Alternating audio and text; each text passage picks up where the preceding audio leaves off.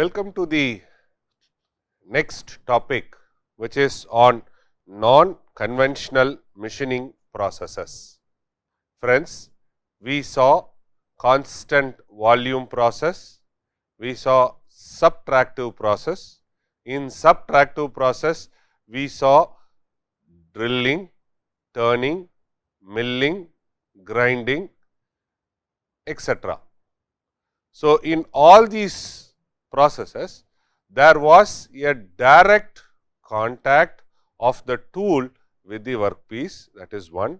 Second thing is, the tool geometry predominantly could be dictated such that you can find the output. For example, in terms of roughness, you can try to dictate. So, this was there, but not in every condition that this techniques can be used. So, here we are trying to look at those processes wherein which the tool need not be harder than the workpiece, the tool has a geometry. The third thing is where we can try to make complex shapes. These are the situations wherein which we always prefer to go for non-conventional machining process. The tool which is softer than the workpiece, here we can use light or heat as a source. We can use spark as a source. So, wherein which it is softer than the workpiece, but it has a temperature component very high. So, in the content we would first try to see non-conventional machining processes, wherein which it can be mechanical energy based, chemical, electrochemical and thermoelectric energy based processes. Mechanical, of course, the same thing, wherein which we try to use an abrasive which we accelerate at a very high speed, which tries to hit the workpiece and remove material. Chemical is where we try to use an etchant to remove material. Thin foils, you can start doing it. Engraving on boards are done by chemical machining. If the workpiece is slightly thicker and you want to have a depth faster, we attach electricity plus chemical, that is electrochemical. And here when we talk about thermoelectric, it is spark, plasma, ion beam, electron beam, they can be used, where electricity based thermal. The other way around is we can try to use laser, which is optics heat, which tries to remove material. So, these are the various sources which are used in non-conventional machining processes. As I told you, if you want to make a complex geometry something like this, and wherein which this has to be machined onto the workpiece.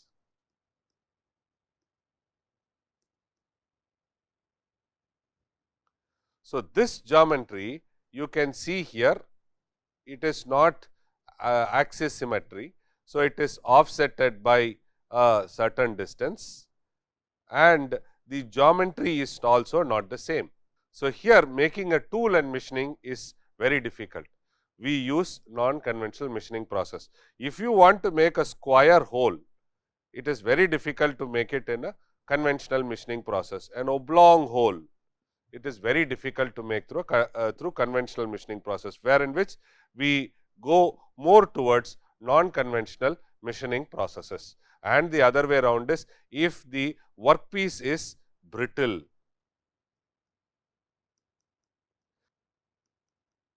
like diamond, glass, right. So, here you can't use the conventional way of doing it, we use the non-conventional way of removing material. Complex shapes, brittle materials and various sources of energy is used to remove material, that falls under unconventional machining process. Naturally, you should understand, since it is trying to use abrasive, etchant, electric plus chemical, spark, plasma ion, the material removal rate will be considerably lower than the conventional machining process. In conventional machining process, there is a tool which comes in contact with the workpiece.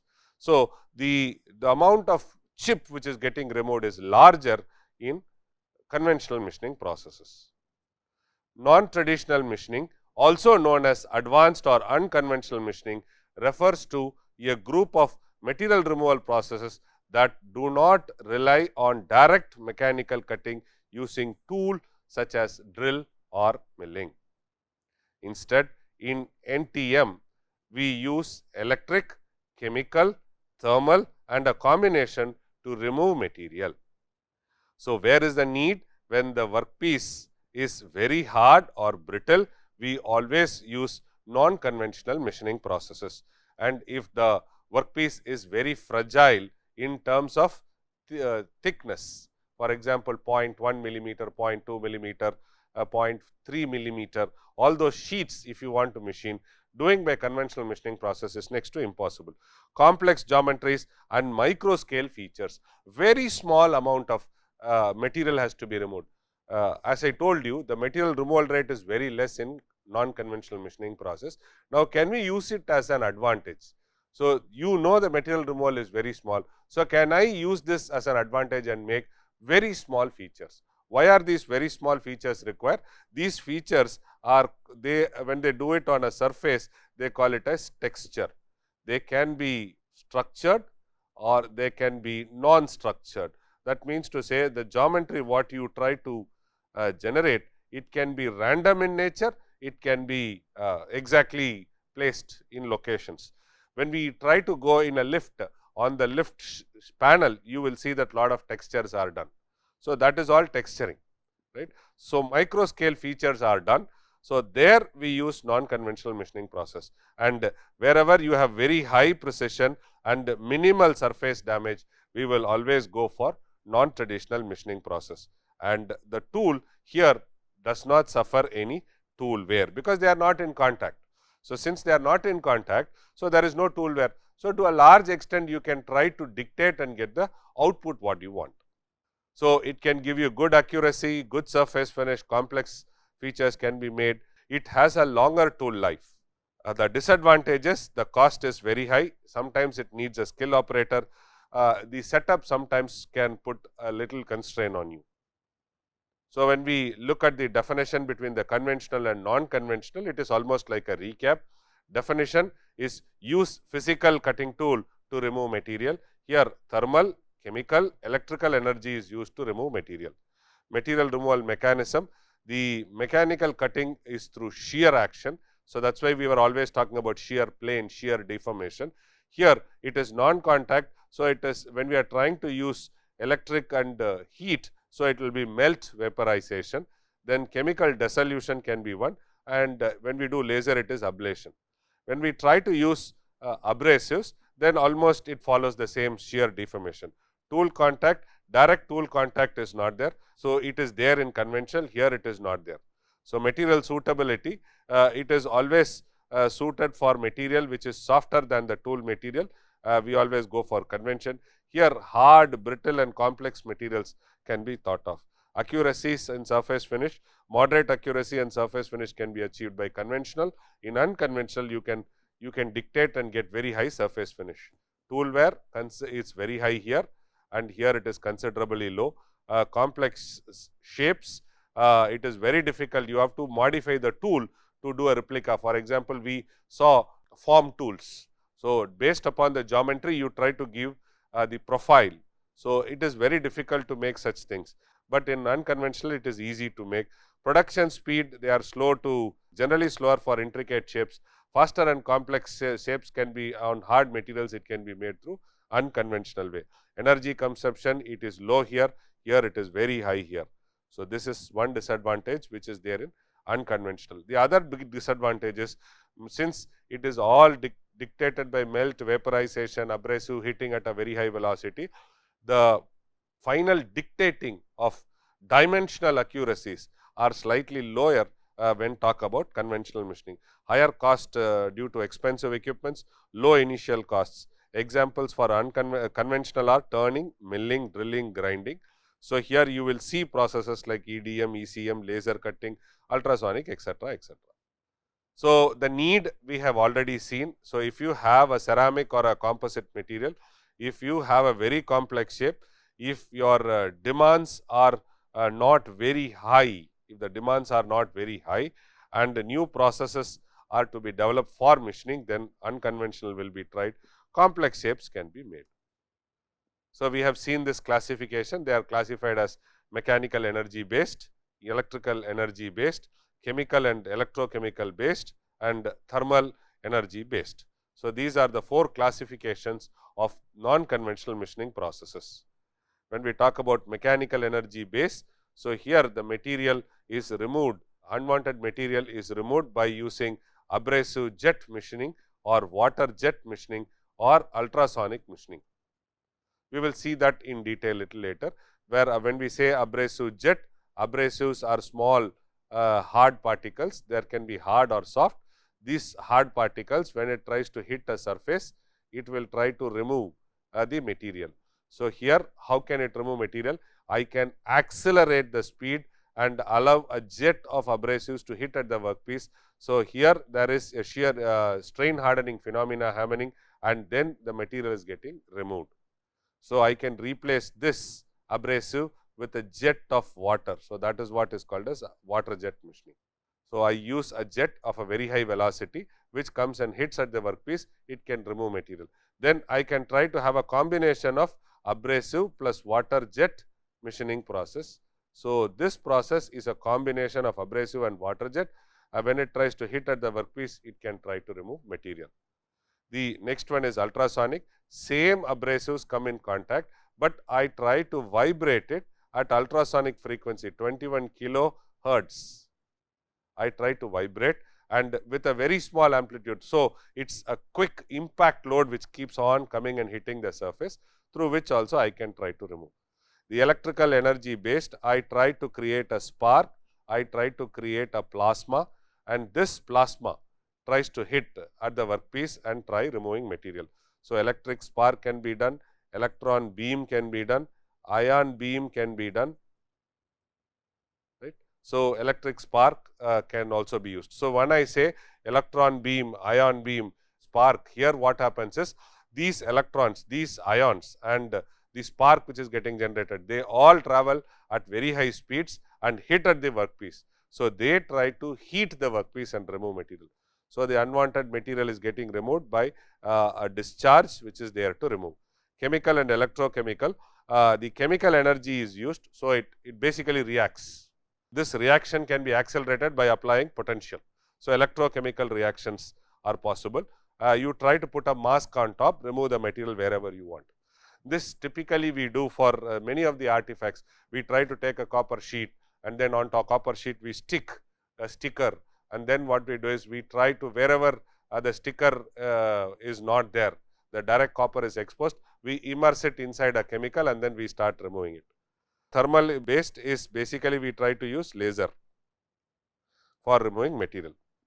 So, under mechanical we have abrasive, water jet and ultrasonic machining. Under chemical we have chemical machining. Under electrochemical you have electrochemical machining, and a variant of electrochemical machining is electrochemical grinding. So, this tries to open up your thought process that the hybrid, the conventional process also can be blunt to the non-conventional to create hybrid processes. Then in the heat we have plasma, electron beam, laser beam and ion beam. So, now first let us look at mechanical energy, ultrasonic machining. So, ultrasonic machining. So, here you have abrasives. This abrasive are free abrasives. So, it can freely fly in air. So, I wanted them to be cohesively held. So, the abrasive is mixed with water, water of a small content, right. So, it is only to make sure it is some almost like a paste. So, it flows on top. So, this abrasive gets mixed with water and form a slurry. So, now this slurry is placed on top of the workpiece. Now, the ultrasonic, it vibrates at 21 kilohertz with a 10 to 50 micron amplitude continuously, with a load is also there. There is a load which you can try to have 1 Newton, 10 Newton or something, 1 to 10 Newton, you can apply a load. So, this load will be applied on the ultrasonic head. So, that the slurry is at the bottom, then you have the workpiece. Now, the ultrasonic will move like a CNC machine and it will try to create the feature whatever you want. When we go to water jet, so now this ultrasonic is removed by a jet. So, wherein which we talk about 100 bar pressure of water, then 100 bar, 300 bar, very high water jets are available, 50 bar, 30 bar. What is used in academic purposes are 30 bar to 50 bar. So, the water is pressurized at such a high velocity and it just goes around on the workpiece to cut the profile. When we try to clean a car, when we try to clean a floor, we try to increase the pressure of water and then we try to do it. Why do we do it? The water pressure is slightly higher, so it hits the dust particle and it just moves it out. The same principle is used here, right. So, the ultrasonic and the water jet machine are typical examples of single action mechanical non-traditional machining process. The machining media is a solid grain suspended in abrasive slurry is formed. This is what I said. So, you have abrasive plus water.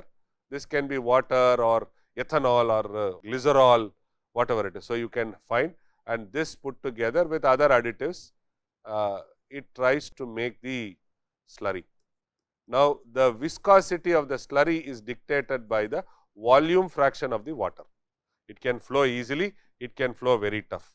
So, the slurry is made while a fluid is employed in water jet. Okay. We are just comparing it.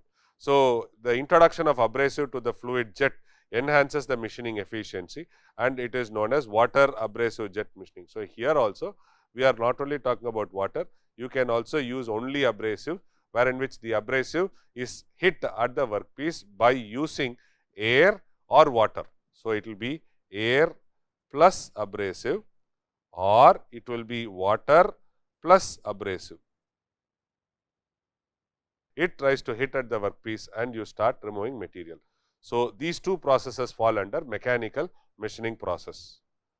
So, what all are there in a jet machining process? You will have a hydraulic pump. This hydraulic pump will be attached to a, so there is a pump. This pump will be attached to an intensifier, because this intensifier has to multiply it and increase the pressure. So, when the increase the pressure, so this intensifier will be like a piston moving in a piston moving from left to right and other things. So, this will try to intensify the air which is there or the water which is there. Then we will try to have an accumulator. Why do we have an accumulator? Because when we try to use an intensifier, left to right it will go stop there and right to left it comes, it stops there.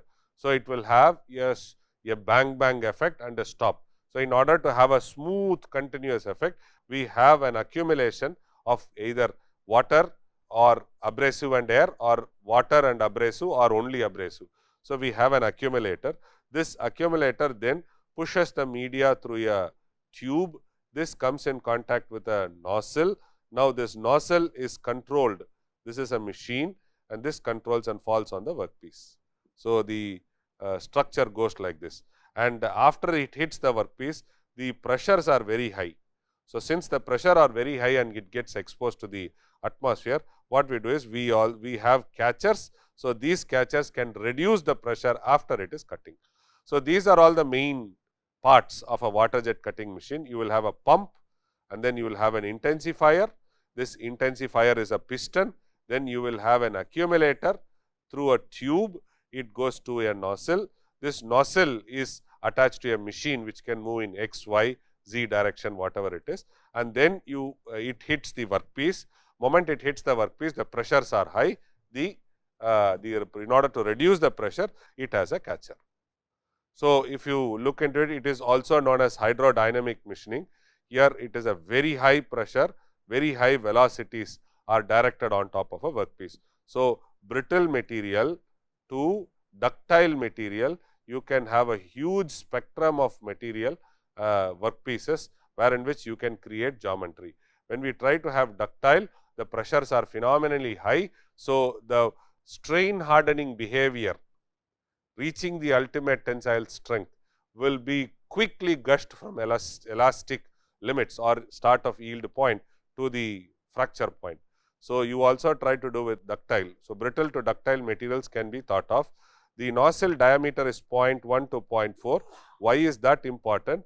Because if you have a nozzle of your diameter maybe 0.1, this is the nozzle diameter and this is how the water is gushing. So, when the water is gushing, it will not be a cylinder, it will slowly try to flare up little bit. This is the workpiece. This is the nozzle or the jet which comes. Okay. So, this is the diameter 0.1. So, since it is 0.1, the feature size whatever it cuts can also be very precise. And you should understand there is always going to be a wear and tear of this nozzle, because water is of very high pressure. Then you will have some abrasives also coming out, which is also of very high pressure. There can be a wear and tear at the nozzle. This is the only tool where we generally have in abrasive cutting. So, the pressures, as I told you, are 400 megapascal. The velocities can go to 900 meters per second. The fluid is pressurized. So, the fluid whatever we say, it can be water plus little bit of polymer, or it can be water plus abrasive mixed. So, these are the general specifications. The pressure with which it comes out 400 bar, while cutting and coming out, it will be at least 200 bar or 100 bar. After it will not be immediate 0. So, everything has to be taken. So, you will have a catcher at the bottom of the workpiece. So, this is how a typical schematic looks like for a water jet cutting. If I change this water jet to abrasive jet machining, the only difference will be I will try to add abrasive plus I will try to have air. The fluid media which was water, you will have air. Can I have exclusive air for cutting? You will not get so much of kinetic energy to cut the material. So, we always mix it up with abrasive and then we try to heat it. The latest is mix up water plus air plus abrasive, that is also possible. So, here if you see, there is something called as a standoff distance. This is called as SOD, standoff distance. There has to be a small standoff distance to be maintained. Otherwise, what happens? The nozzle will directly hit at the workpiece, and the water, when it gushes out, it will try to gush out from the spot. This will in turn come and hamper the flow, or it will try to damage the nozzle. Only to avoid it, we always try to maintain a standards SOD, standoff distance. This can be from 1 millimeter to 5 millimeter depending upon your requirements. So, here the standoff distance is a small to avoid dispersion of the fluid stream. So, this is what, if the standoff distance is very large, the flaring of the jet will be large. So, there is a trade off. So, you cannot keep it close by, you cannot keep it very far off. So, you will try to keep it at such a distance such that the flaring is minimum and you are still able to maintain the high pressure for cutting.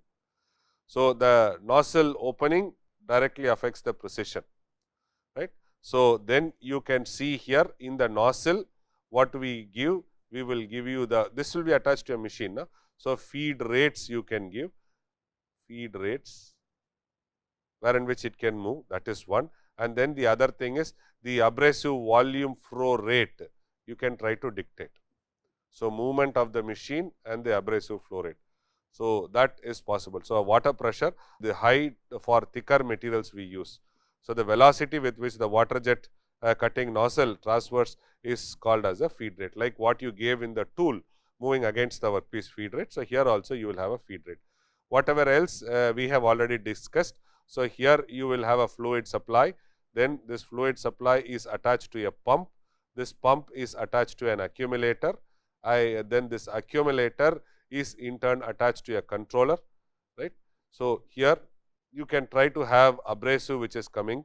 So, here you will try to have an intensity which comes and mix. So, basically we will try to mix water plus abrasive if you want to have, or if you want to have water, abrasive and air, you can mix it. So, this is sent to through a pipe which is of very high pressure tube pipes, which is all made out of stainless steel, and they are all seamless weld. So, that means to say they are extruded.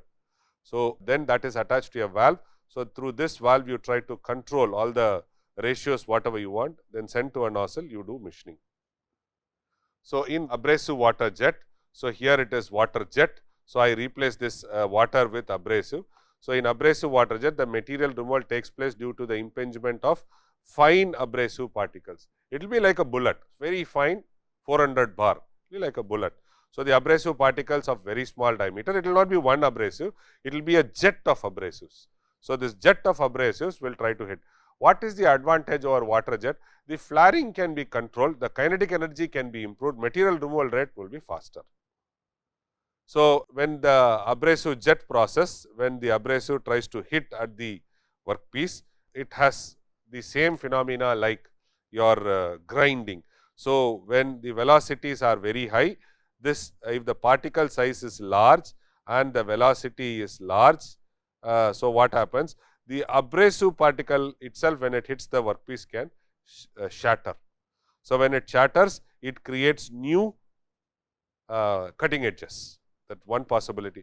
When the abrasive size is too small, then exactly it hits. Then there is also an angle with which the jet comes. It can be 90 degrees, it can be 80 degrees, depending upon the requirement. It can be 75 degrees, it can be 40 degrees. So, depending upon the impingement, the amount of material removal also plays a role. So, when you try to go at 45 degrees, the abrasive will start hitting and glazing. So, here what happens is we do not do cutting, but we try to improve the compressive stress. So, why is it important? Moment the compressive stress improves, the material can withstand a longer time when you put in the service condition. So, those process is called as shot peening, wherein which it is done using a continuous jet, that is also possible. So, the abrasive particles impinge on the work surface at a very high velocity and impacts cause a tiny brittle fracture to happen. So, when the workpiece, this is the tiny brittle fracture which happens, and this gets away from the portion when the water moves or when the air moves. So, cavity is a very small depth which is done. What is the advantage of abrasive jet process over water jet? The material removal rate is high, the geometry of cut can be controlled, the surface finish when we use abrasives it is better, the rate of nozzle wear to some extent it is better than the water jet cutting. So, generally the nozzle are not made out of stainless steel, they are made out of tungsten or they are made out of sapphire. So, the major parameters are going to be abrasive. In abrasive, we will try to see the size of the abrasive and the mass flow rate. This is very important. When we look at gas, it is composition, pressure and velocity. The nozzle geometry, you can have a circular geometry, you can have an oblong geometry. This is a cross section, it can be circular. I am talking about the jet. So, this is the jet.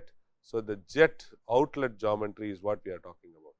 So, the nozzle geometry, the outlet geometry.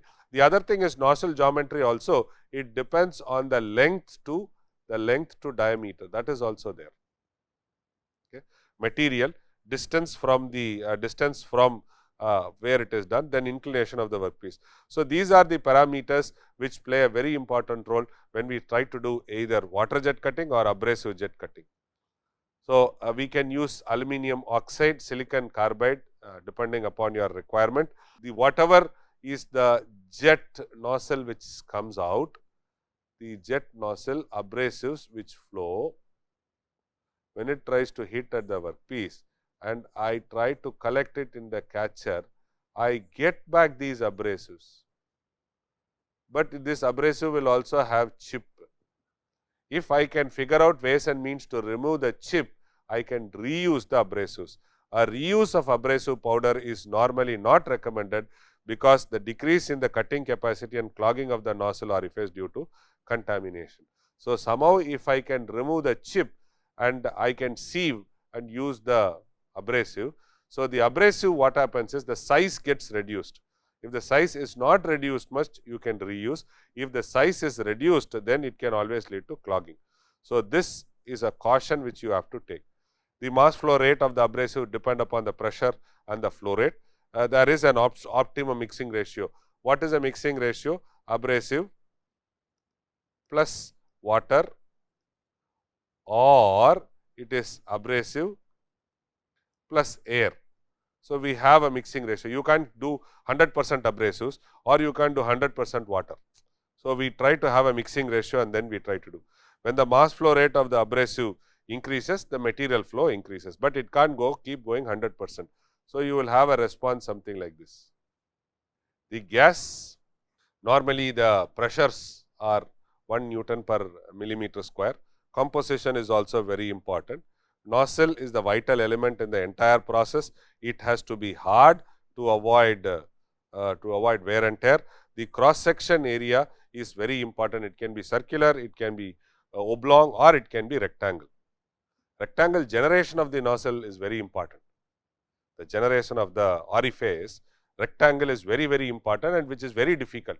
Here we do not use conventional machining, we use always non-conventional machining process. Right. This is the standoff distance. We have seen and understood what is the need for the standoff distance. The major thing is jet hitting the workpiece, jet. So, there is a return flow of the jet when it hits the surface, because water hits, remove material and it comes up. So, when it comes up, it should not hamper the further jet coming. That is the only thing. So, that is why we try to maintain the standoff distance.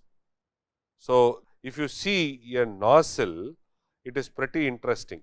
So, you will see water coming and then in the side you see there is abrasives coming. So, here the mass flow rate is very important, because when the abrasives are coming inside and there is a jet of water, now here the abrasives has to mix with the water. So, here you will have only water, here you will have water plus abrasives. These abrasives has to be uniformly mixed. So, what we do is we always have a mixing tube in the nozzle, which is also part of it. So, that will try to give you. So, here there is a lot of designs are there. So, the abrasives will go spiral and then the water will be in between. So, as and when it goes, the spiral goes, the taper also will be there. At the almost close to the exit, there will be mixing and then that will try to hit the surface. So, the gas propulsion system supplies the dry gas, which can be air, nitrogen, CO2. The gas can be supplied through a cylinder or through a compressor, it is possible. The gas is non-toxic, generally it is a nascent material or a non-reactive material. So, when we talk about abrasive water jet, the workpiece what it can do, the abrasives what we can think of, we can also use dolomite glass powder also. The abrasive size 25 microns, flow rates you can see, pressures and velocity, which is very important. Life of the nozzle you see it is only 10 to 12 hours. The nozzle dictates the price, because the nozzle has wear and tear. The other thing is, when we talk about high pressure, the sealant between the accumulator, the piston, that is also very expensive. Thank you very much.